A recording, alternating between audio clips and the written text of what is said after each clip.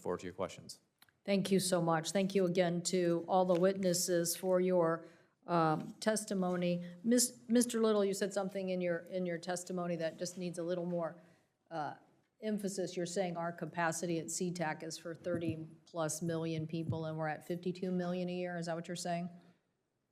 Yes, we were originally designed for, the current facility is designed for approximately 30 million, and we're doing 52 million this year. So we're already stretched. Yes, we are. And in addition, you're doing construction right now, so that's an additional stretch. That complicates it even more. Yes. Right. So do you think Seattle was specifically targeted?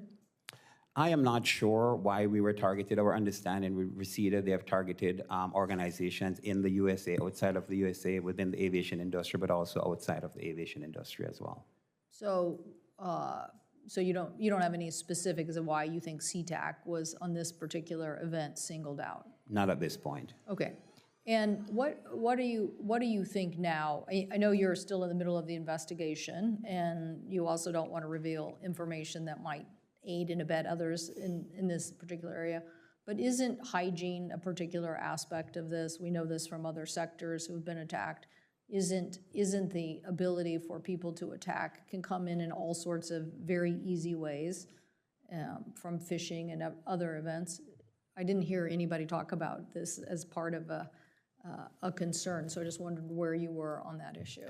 Yeah, all the various different cyber attacks, whether it's phishing or whether it's a ransomware attack or denial of service attack, they're all concerns for us. We have successfully in the past thwarted denial of service attack, phishing attack. We continuously do exercises. We have internal and external audits that we conduct on a regular basis to minimize the impact of any cyber attacks on our environment. So will we learn what exactly happened? Will we at least have access to that information, even if? We'll be conducting an after-action report, independent after-action report, and that will be available. Okay, and what's the timing on that? We're not sure as yet. We're focusing on recovery right now, and once we have done that, then we'll conduct the after-action report, and we'll share this industry-wide as well as with the committee. Well, I think to Brigadier General's point that this information sharing is critical, and since so many organizations within our government think that they have a hand in cybersecurity, which they do, this information sharing kind of gets lost. And what we have seen, whether it's other sectors, whether we mentioned pipelines, casinos got attacked. I remember talking to somebody, the first casino, nobody said anything. The second casino, then it leaked out. The third casino, they wish they would have known, because then they would have taken steps. So one of the reasons why we wanted to have this today is because we definitely want people to have information about these attacks and what we need to do. Brigadier General Reynolds, one of the things that we've done is this rulemaking authority through the FAA bill, and an ARC, an aviation rulemaking committee being set up. Does A4A plan to participate in that ARC, yes or no? Senator, thank you for the question, and yes, absolutely. We're excited that the ARC has been established and look forward to the charter to be released because we would like to participate. And what do you think that can do to establishing some sort of focus here on cybersecurity requirements that airports specifically need to look at? I think anytime there's an opportunity for industry and government to work together to come up with recommendations, generally provides the best set of recommendations. The opportunity to work directly with FAA through this ARC, we know can lead to better outcomes and better recommendations. So we're excited. It's the first time we've actually had the opportunity to work in this for cybersecurity specifically.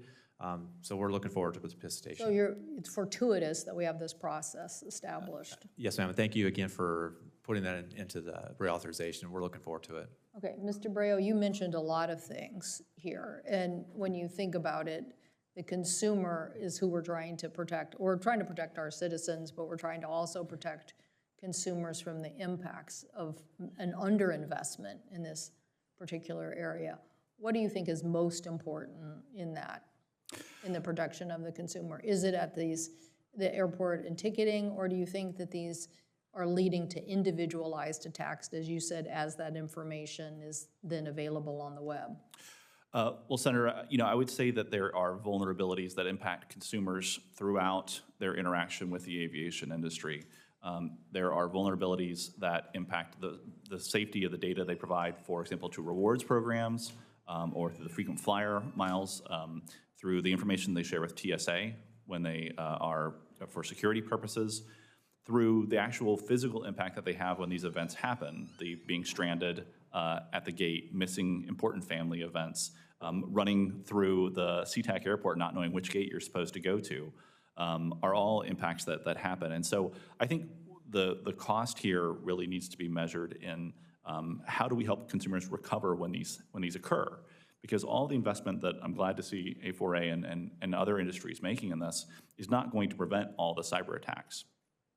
As General Reynolds said, there's no silver bullet, and I completely agree with him.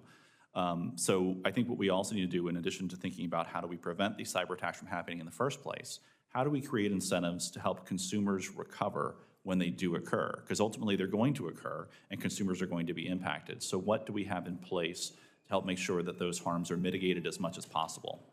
Thank you. Senator Cruz. Thank you, Madam Chair.